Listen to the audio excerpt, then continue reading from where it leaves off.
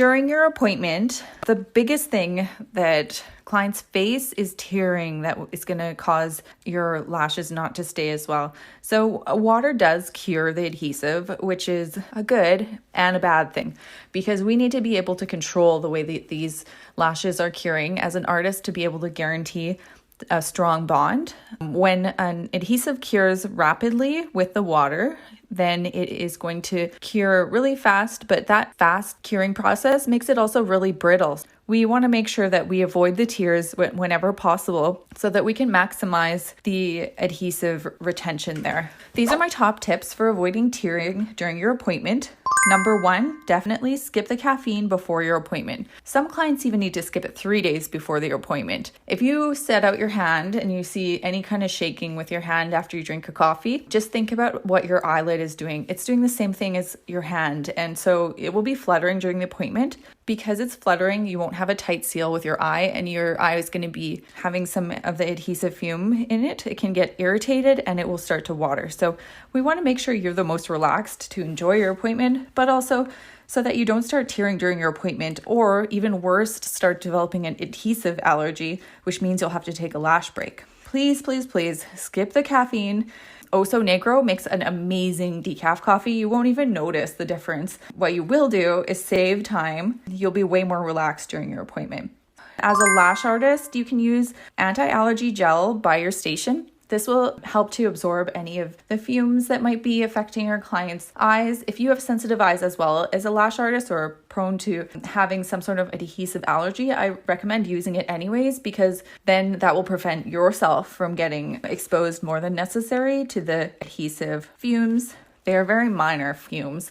It's not like that we're doing a very toxic service, but our eyes are very delicate, and over prolonged use of these things, we can develop allergies, can trigger allergies for us. So I definitely recommend using anti-allergy gel on your station to prevent any fumes in the air. So you can also ask your client to take a Benadryl or use allergy drops at least 1 hour before their appointment. This will really help. You want to get in there before, not after. So if the client's able to take the drops an hour before, the likelihood of them tearing or getting allergies during or after their appointment is dramatically reduced.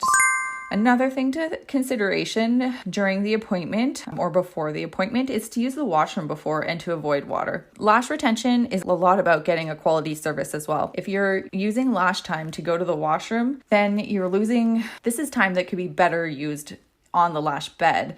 So we want to maximize the amount of lashes we can get on there. So please make sure that you use the washroom before and avoid water before your appointment so that you're not wasting that valuable time in the washroom.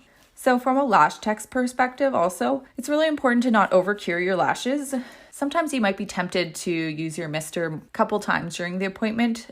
It can be very beneficial. You really have to be familiar with your adhesive and your temperature and your climate. But if you start over curing your lashes, it's going to be the same as basically having a tearing client. Those lashes aren't going to stick for much longer. They're going to become brittle and your client will walk out looking like they have a full set, but they will not last. Another thing that's really important is to wrap the bases and to use the appropriate lash length and style. So even with the classic lash, you can still wrap that base. The way that you choose to bond that lash with your directioning is actually a lot more complicated than most people think. You cannot just slap it on there and have like the best retention. If you have any kind of hooking happening at the end of your base, that's going to snap up your lash extension. And also if you use the inappropriate lash length or style, if the lash is too heavy for the natural lash, it's obviously going to break the adhesive down much faster, and it's also going to prematurely cause the lash to shed, the natural lash. So it's very important that we're using the appropriate lash length and style for the natural lashes. And if you do see your client coming back with premature shedding and they're doing classic lashes,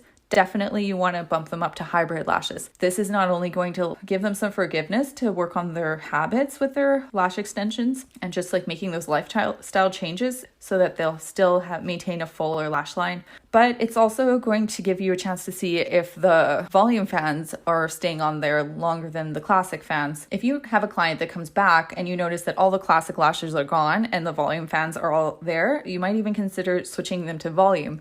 You can do a really light set of volume and it can still look awesome and natural, even sometimes more natural than a set of classic lash extensions, but it will last your client way longer, and you will not be causing that premature fallout from the natural lash due to it being too heavy. This is very important. This is also why I think learning to hand fan is essential if you are going to become a volume artist and you're going to be doing a high quantity of work, because you're going to see a lot of different situations where pre-made fans are not just going to cut it.